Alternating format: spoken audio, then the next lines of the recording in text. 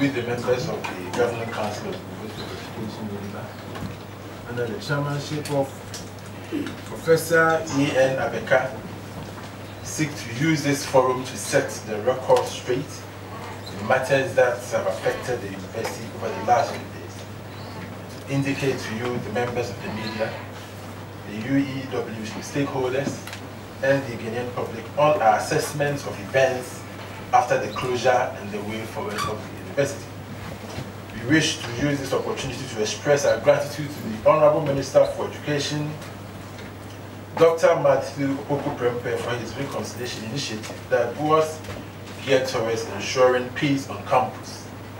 We also wish to express our thanks to the Minister for Tertiary Education, Professor Yanka, for his intervention and showing concern by coming to Winneba to interact with the Council on the emerging crisis.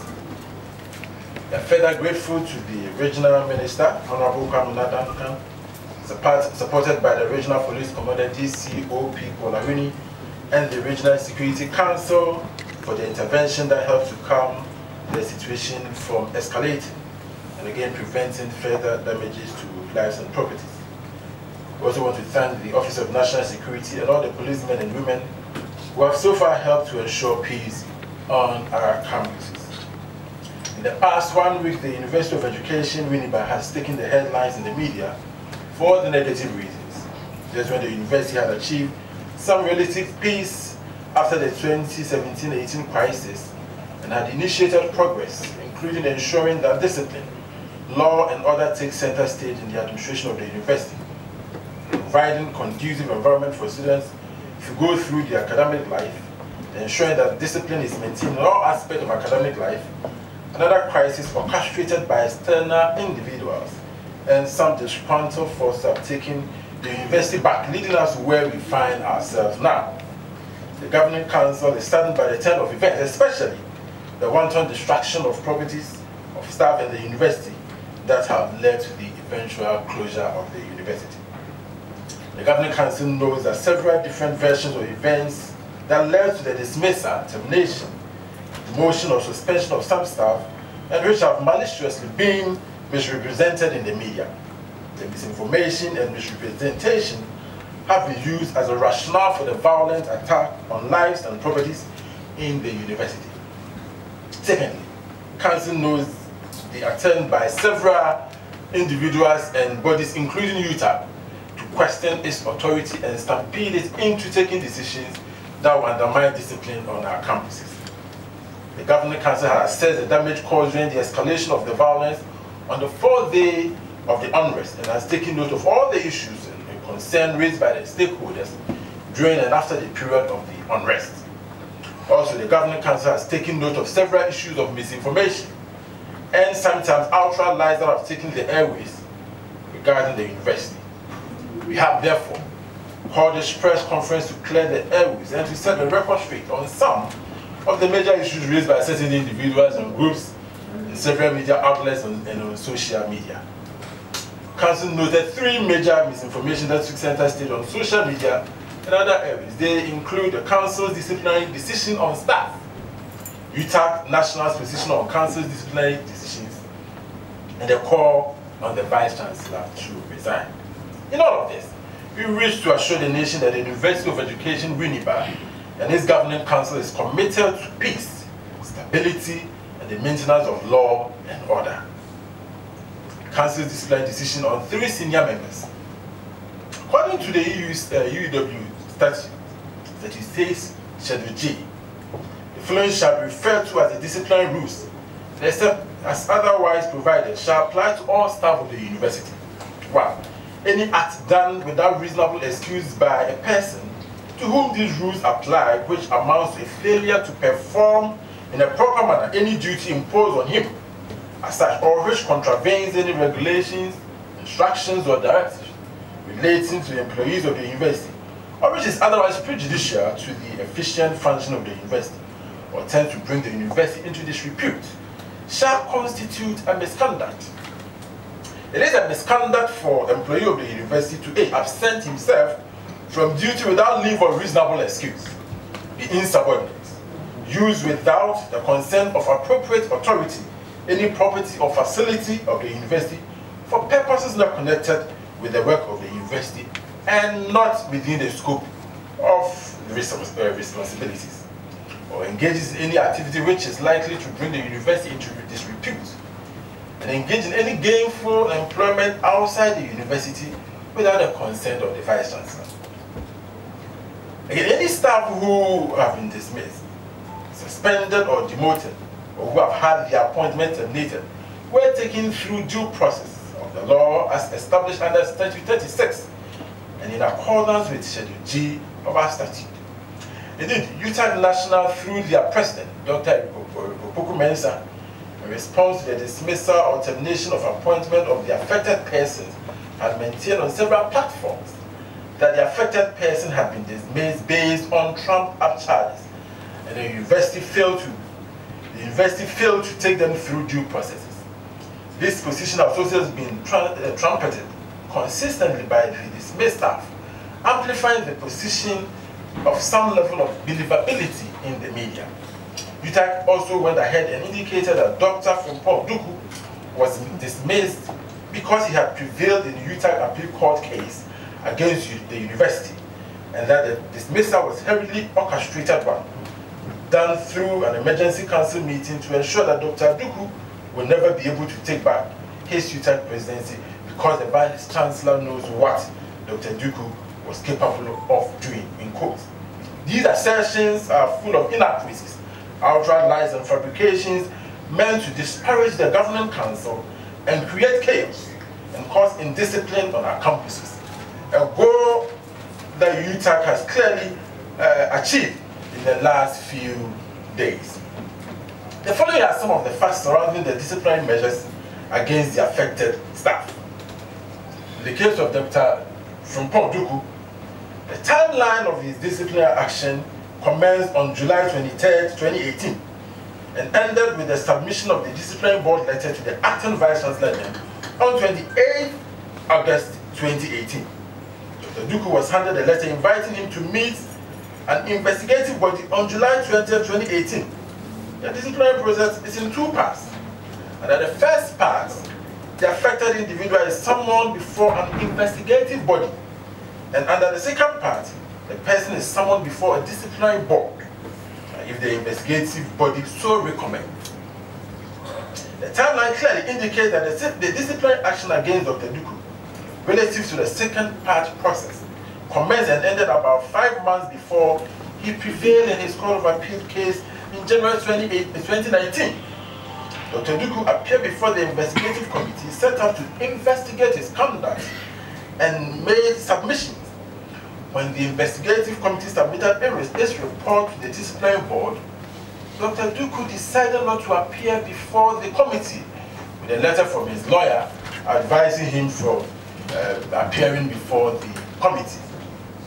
It must be made clear that Dr. Duku was never one of those affected by the disciplinary actions against the 6 officers, let alone occasional dismissal. He led the applicant in the first case and exhibited courage by deposing to all the affidavits for and on behalf of the applicant, such as the Latin will say, volunti non fit injuria. That is, mean that he voluntarily assumed that risk. Now, Dr. Duku, throughout the process, presented himself before the court without even coming for lectures as required from him. The disciplinary board is set up by the Vice Chancellor, and its functions are founded on rules formulated by the Governing Council. The university administrative system runs on rules, regulations, boards and committees established to ensure effective maintenance of discipline in order to ensure smooth running of the system. Failure to appear before a disciplinary board without any justifiable reason constitutes gross misconduct. By failing to appear before the disciplinary board, Dr. Duku showed gross misconduct and disrespected the authority of the Governing Council. It was an act of indiscipline that would never be countenanced in any academic environment.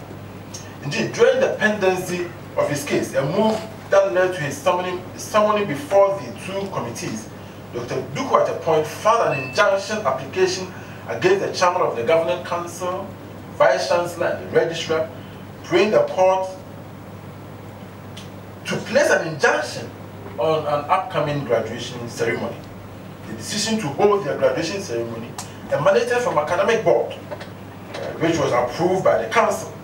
Dr. Duku, on the eve of the event at the time, when students from all corners of Ghana had converged in Winneba for the congregation, through sheer mischief, sought to stop the university from going ahead with the event. The university went ahead to conduct the congregation, and Dr. Duku led the other 5 dismissed officers to bring contempt application against the chairman of council, the vice chancellor, and the registrar with the sole aim of committing them to prison. To the glory of God, the application was dismissed. It was clear that Dr. Duku's conduct towards his employers was unprovoked and meant to create mischief for the university, especially the vice chancellor, the registrar, and the chairman of the governing council, as well as to cause disaffection for the graduating student. It is now quite clear that his attempt to ground the graduation program and caused so much anguish, financial loss to the university and students. Dr. Duku had grossly misconducted himself and had to be seriously disciplined. Was his behavior not a breach of the Statute 36, for which the governing council summoned him for disciplinary measures? Ladies and gentlemen of the media, we wish to draw your attention to the acts of indiscipline, insubordination, and disregard for authority that have orchestrated, characterized Dr. Frimpont's behavior during and after the violence unleashed on the university. Dr. Duku, interestingly, is one of the 3 personalities whose actions urged students to engage in violent behavior during the March 14, 2019 riot. There are several videos in our possession and circulating on social media as evidence of this rabble-rousing, needlessly inciting behavior visited on our students on Winneba campus. In the case of Professor Avianso, Professor Avianso's disciplinary action followed similar due process that was used to bring disciplinary action against Dr. Duku. However, because Professor Avianso's status as a principal of a college, and for that matter, a principal member of the university, a disciplinary board comprising high-profile members from the governing council, a staff of professional status, and another external person of high repute, was set up by the governing council to address charges that had been raised against Professor Avia. And so, the disciplinary board found out that Professor Avia and so organized a seminar on campus and a matter that was before the High Court without due approval from management. And that played a very key role in ensuring that the university closed down at the time. And he was acting by so doing as a spokesperson for the university, a position which somebody clearly occupies. And he had on several occasions shown gross disregard for authority. Again, this same professor had habitually absented himself from management meeting and duty as a principal of the college. Ladies and gentlemen of the media, Professor Avianso held high position of a principal of this university. He was part of the university management team, and that is entrusted with ensuring discipline and smooth running of the administrative system of the university. He also reported to the vice chancellor in the discharge. He also reports to the vice chancellor in the discharge of his duties. He therefore, like any other principal officer, should be held to a higher degree of discipline than any other senior member below his rank. Professor Avianso has shown again and again through his behavior in several interactions on the airwaves that he holds the administration led by the current vice chancellor in contempt and also has no regard for authority. The disciplinary action taken against Professor Avianso was done in regard to due process, especially of his persistent errant behavior that is highly unbecoming of a principal officer and a senior member of the university. On Saturday, 16 March, this past Saturday, Professor Avianso appeared on CTTV morning show this, still regarding himself as a principal of Ajumaho College.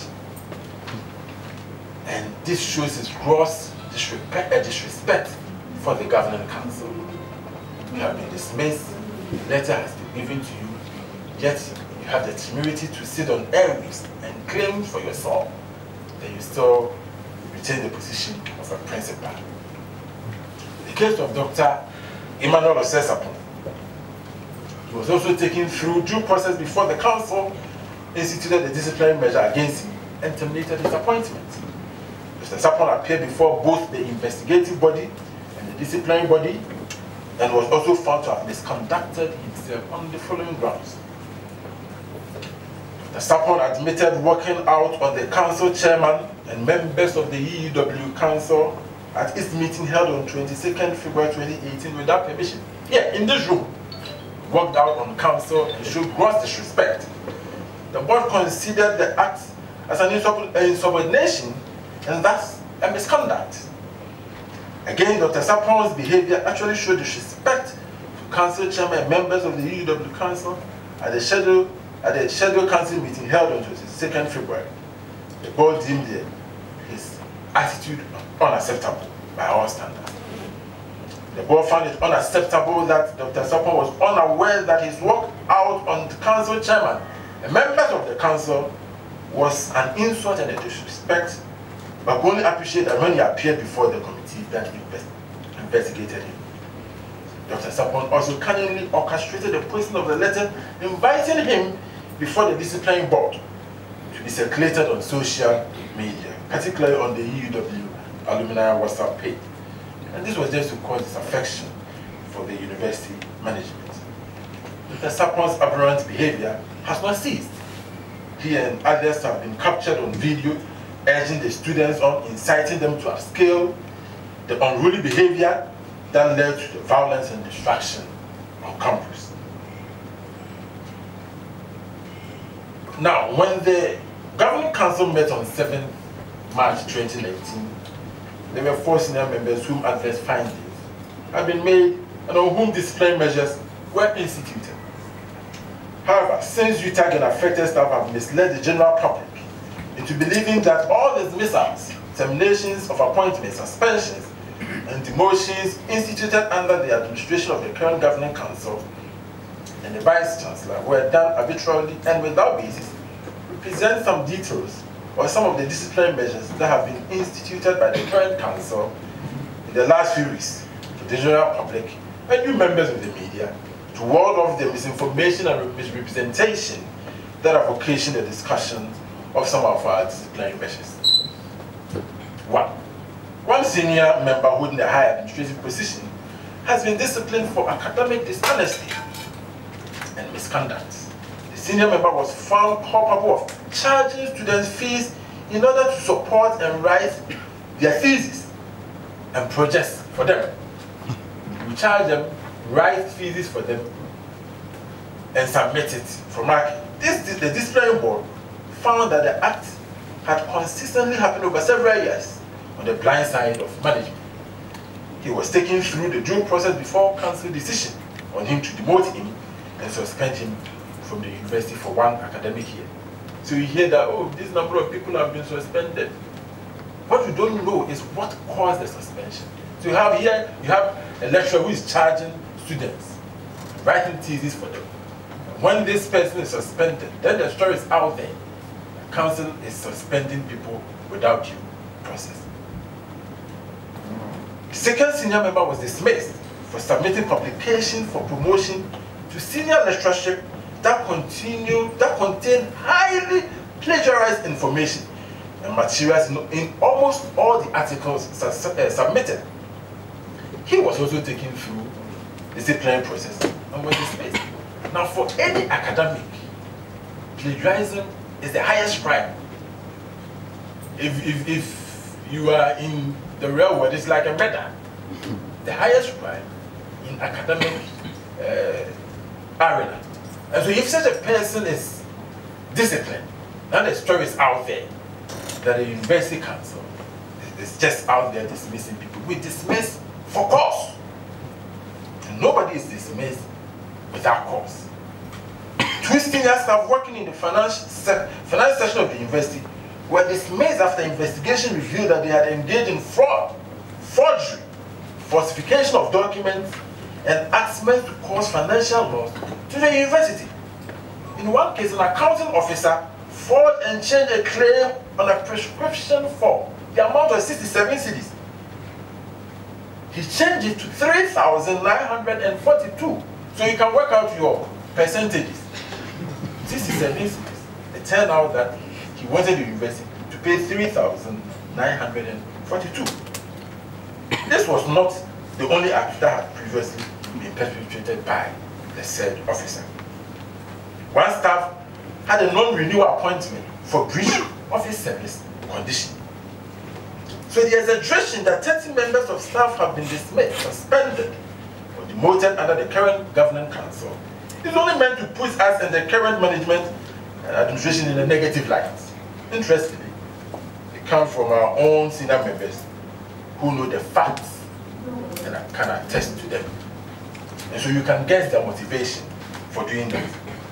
Ladies and gentlemen of the media, the governing council strongly believes that an institution that undermines discipline in the system is sure to disintegrate and become ridiculed sooner rather than later. Council believes that discipline is the hub, the bedrock, the engine, the centerpiece of any effective administration. On matters of discipline, the governing council highly commends the level of discipline that the Vice Chancellor, Reverend Father Professor Afugroni, has instituted in the administrative system of the university since his induction into office some 7 months ago, and also during the period he acted as the Vice Chancellor. The Council, and I guess this is what we may want to quote, Council is in full support of the Vice Chancellor and his administration to affirm his tenure and to urge him to continue the discipline that he is exacting on this campus. So when we refer to UTAG National's position on the disciplinary process, the governing council notes with disappointment a press statement in which UTAG, led by its president, Dr. Eric Obuku-Mensah, made several categorical but false statements against the Vice Chancellor, and by implication, the governing council of the UEW. Dr. Eric Obuku-Mensah, in the said statement, also called on the Vice Chancellor to immediately withdraw all letters of dismissals, suspensions, and demotions, and subsequently resign his office.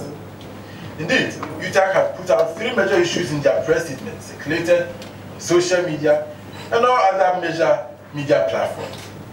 And these include 1. A call on the Vice Chancellor to reinstate all staff affected by the disciplinary measures instituted by Council, an open and uncharacteristically subversive support for students to protest, an act that eventually became violent and led to the destruction of properties and injuries on campus.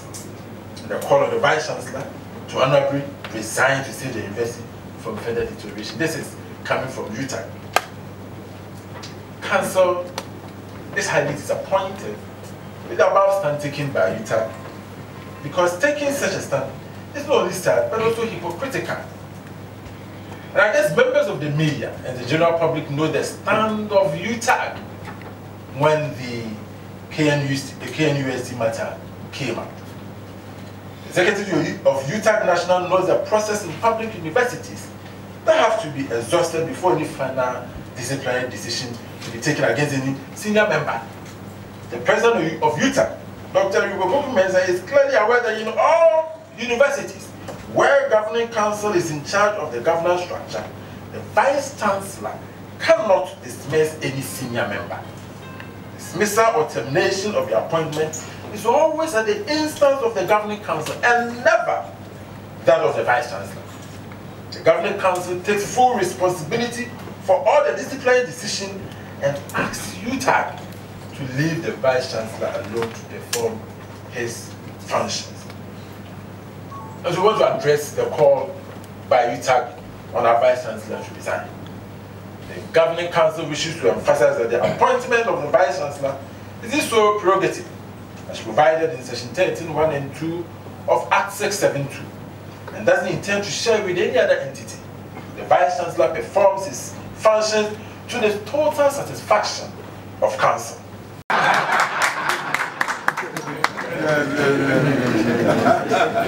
And it tells you how serious we are about protecting his position.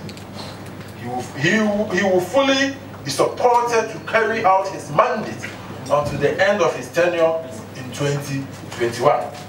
We are fully in support of his administration and are proud of his success. In the past few months, he's struck a lot of success for which we are proud of. So what's the way forward? Ladies and gentlemen of the media, the Governing Council over the last weekend put this team together to assess the cost of damage done to the properties of the university and some staff. The total cost of damage is estimated at about 250,000 Ghana cedis. You need to understand that broken down critical facilities such as vehicles, ATMs, glass windows, and others affected by the violence may have to be repaired or replaced before the students could be asked to report back to our two campuses. There's also the need to do a cleanup and take a repair and restoration of major facilities on our campuses before we could ask the students to come back.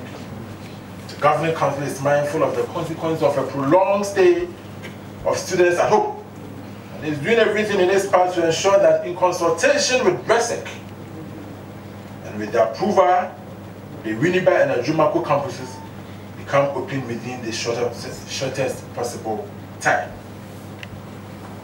Again, as by way of way forward, based on the appeals we have received from well-meaning Ghanaians and other respected personalities, the Governing Council wants to state that for the affected staff, those who wish to petition this council regarding either their dismissal, termination, or demotion, we will receive it and submit it to the appropriate boards and subcommittees for consideration. And for such cases, we only take it, as the lawyers will say, on casuistic basis, on case-by-case basis. When you bring your case and you want us to review, we will look at it. And if it deserves merit, we'll let you know. The Council is in the process of constituting an investigative committee to unravel the circumstances and the rationale behind the unrest. The terms of reference for the committee will also include suggesting ways to prevent such unfortunate occurrences in the future. The Governing Council and management have very much been guided by the Articles 23 and 26 of the 1992 Constitution, Article 296, yes, of the 1992 Constitution, that touch on fairness and good discretion, exercise of good discretion in the running of public university, and same have influenced our administrative decision. Ladies and gentlemen of the media, thank you for your attention, and please have a good evening.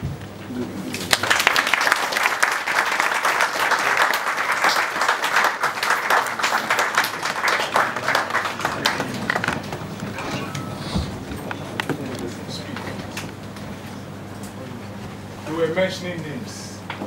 You were making certain requests.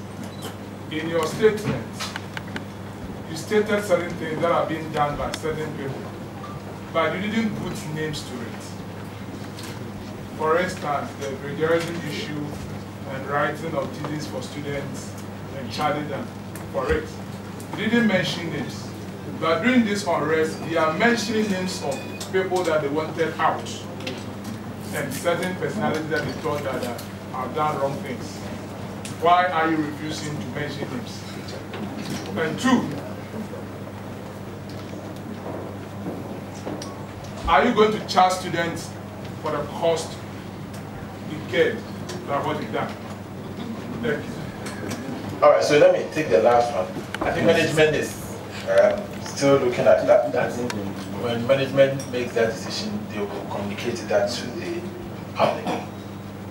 Now, why are we refusing to name names of the affected person? Yes, we believe that it is not right at this point to mention all the names. It's not that we don't have the names. We have them, but it is not the best for us at this time. And mind you, these are people who have worked in the university for some time. We don't believe that it is best to mention their names and give it to the public. So we'll leave it at that. They know themselves. Thank you. Yes, sir. Yes, sir. Sorry, follow up. Please. You don't have much time. Please, your name I have and two quick questions. My name is Kofi. And which? My name is Kofi Sechema Kofi from GBC. GBC. Yes. Because you want the media to also go with facts, how many people have been affected? You know, we ran by social media saying that 30 people, including the lecturers and non-teachers and the teaching staff. So for records purposes, how many people have so far been affected? Two. Okay. Can I take that one first? No, let me just take one. We also had conflicting statements, especially from the Member of Parliament of Afutu, urging students to stay on campus as we were here on Thursday, and also going to further saying that they held meetings with the council. And for that meeting, what came out was that those people affected has been reinstated. How true is this statement? All right, thank you very much. So let me answer the second one first. No meeting has been undertaken to reinstate any staff. So you can take that from me. Or any dismissed staff. We've not had any meeting to reinstate any dismissed staff. Again, so to answer the other question, the university is, as we say, is a continuum. It started how many years ago? And we've been dismissing people. So we cannot put all the numbers of staff we've dismissed out since the school was established. And so we know some staff have been dismissed, and I think you can see from the release, we mentioned some names. Obviously, it's not 30, but I mean, if you're going to give you names, then we have to start from the time the university was instituted. So we've had all that number of years to dismiss, suspend, or demote people. So we cannot give you all the number, but at least what we can give you, at least we mentioned some names to you, and I think that should be enough for you. Thank you. Okay, it looks like there's no other questions, and so. All right, No, so. My follow-up was because there is a saying I can. So,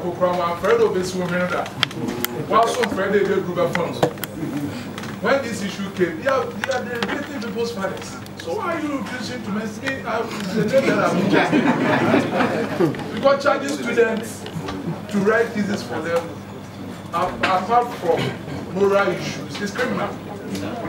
I think so that we don't go on and on. Since you gave me a proverb in Akan, I can also give you a proverb in Akan. Say, who drive up with them need be to man. We will have more proverb to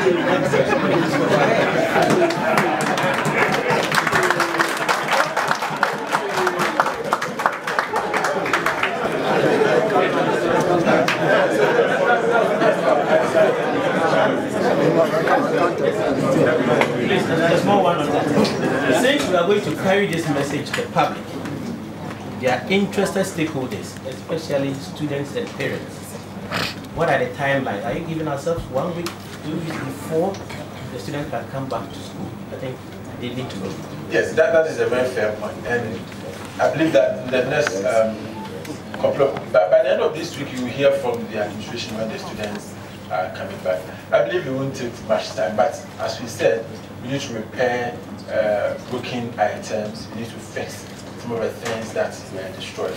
And that will be done as soon as possible. And so by the end of the week, I'm sure you're going to hear from the management by the end of this week. By the end of this week, when students will be returning to campus, yes. Yes, since the council chair is here, there's another issue which is very needs much attention. There are feuding factions within the university as we investigate. We have done our own investigations and we know. Now there are certain factions like, you know, the former vice chancellor's faction, we know that. Now, so it's a fact. How is the council going to ensure that they bring all these people together? Because you have to create harmony. It's an university. And we know that some people are peeved, no matter what we see it. How is the council going to make sure that we bring this faction so that at the end of the day, we work for the good of UEW and Ghana as a whole? I think I can speak on behalf of the chairman. We are for peace. As a council, anybody who wants to work with us, we are ready to work with the person. Our interest is not to cause disaffection. Our interest is not to cause disunity. In fact, it's not good for academic work. And so we are addressing all issues. And I believe I said in the statement that those who appeal to council on some of the decisions we made, we will look at them. And if we have to, as it were, if somebody has been demoted or somebody has been suspended for 6 months and we can make it 3 or 2 or 1, these are some of the things we can do. I mean, the purpose is not to punish anybody per se, but to ensure that there is discipline in the university. And we've made that point clear, that you cannot run an institution like this without discipline. By trying to bring peace, we cannot forgo discipline. Discipline must always be part of the university, and that I can assure you, we are not going to budge on that. Thank you. I guess there's no other question. Thank you very much for coming. God bless us all.